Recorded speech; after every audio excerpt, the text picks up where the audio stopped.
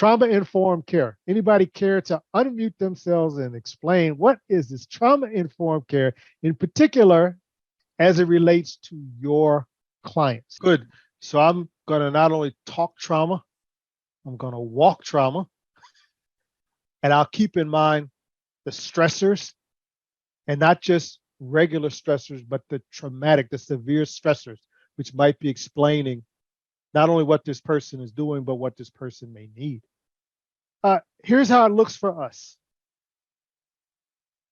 And I should give my trigger warnings. I tend to have slides that are very realistic of what you may see. Now, if you look at this picture, I might ask you, what's the first thing that went through your mind? If you saw this particular person on the street, coming out of the grocery store, walking to your car, with your family, what would be the first thing that would jump to your mind?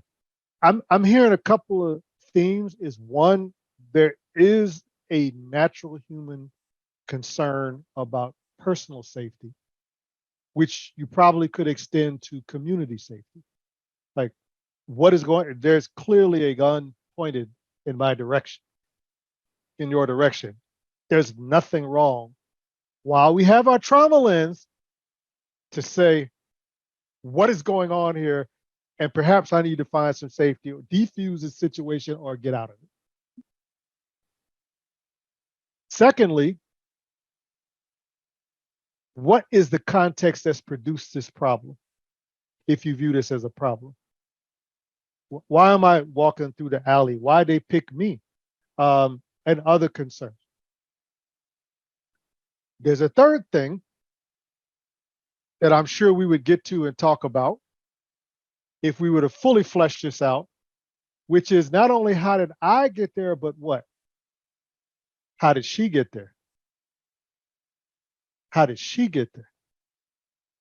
What has happened in this particular person's life or day, which has caused us to meet each other like this? Now, that doesn't cancel off. I'm still concerned about my safety, but I'm not reacting to the situation so much as I'm beginning to ask questions.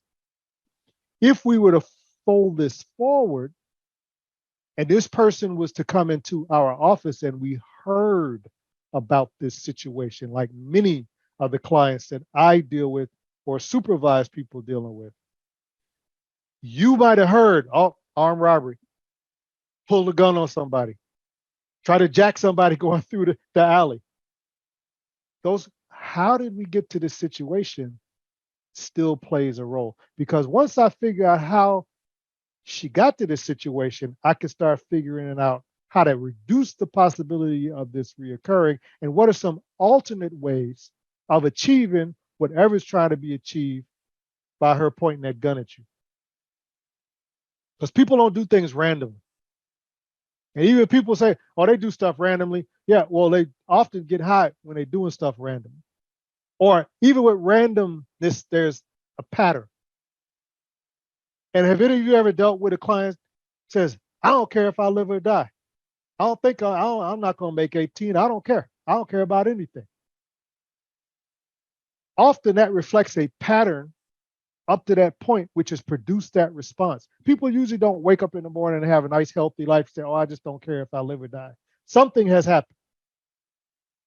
And as clinicians, we start looking at that. And the reason I use a picture like this, and I come right on the heels of a trauma-informed conversation, is because we now are making the traumagenic behavioral paradigm shift.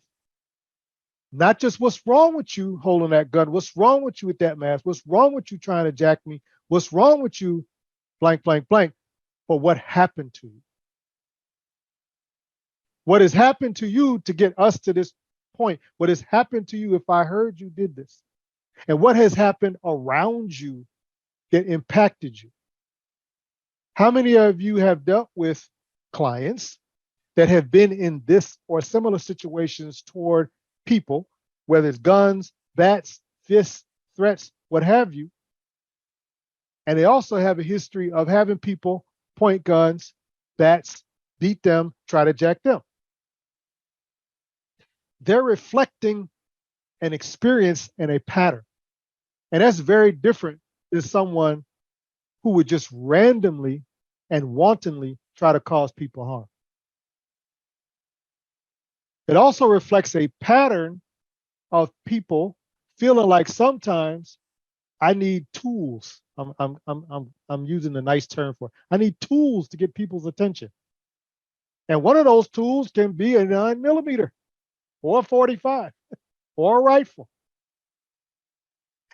And this young person is not the only young person who seems to feel forced or compelled to express themselves through violence. I know we just still feeling the ramifications of Highland Park. I have been keeping up with things happening in Urbana-Champaign. And one of the times I had a meeting planning for this with Karen Ed, you just had an incident down there. And believe it or not, I'm in Chicago, okay, but I feel the ramifications when I read about things in Chicago and Urbana-Champaign or downstate or around the country because of the nature of my work. So it's very important for us in winding this up to still say, even with someone who may provoke all types of emotions in us, feelings of vulnerability, maybe feelings of anger, maybe our own feelings of aggression in response, what happened to you? Not just what's wrong with you, but okay, what happened to you? Now, when I see you in my office, when you see them in your office, what's the other questions you're going to ask? Like, what's good about you? What's good about you? And when we do our assessment, we leave a space to ask, what are some strengths you have? What are some things about you you wish people knew that they don't know, that they would admire you? You ask those type of open-ended questions, and often with some of our young people, you have to ask it in different ways or creative ways because they kind of bottled up or numb themselves from trusting the system, right? And we often reflect the system, even if we look and talk different. But in the beginning, it's like we're the system until proven otherwise, right? So when we're trying to engage them, we're finding out there are people like this who have gone on to have successful music careers, business careers, artistic careers, positive models in their communities. We're all probably familiar with Cure Violence, right? The Interrupters, CRED, various organizations and individuals who consider themselves to be street interrupters, right? But most of those street interrupters got that expertise from being violence perpetrators when they were younger. And now being able to build up the community they once had under siege. So we're the people who say what happened to you and what's good about you, even when it's hard to do so. Does that make sense to people? I don't think most of our mental health folks, we usually have this in our heart anyway. I just want to say that out loud. And so the traumagenic one, we're trying to apply this to even some of the disruptive behavior challenges or conduct problems or court related problems that sometimes we lose our trauma lens.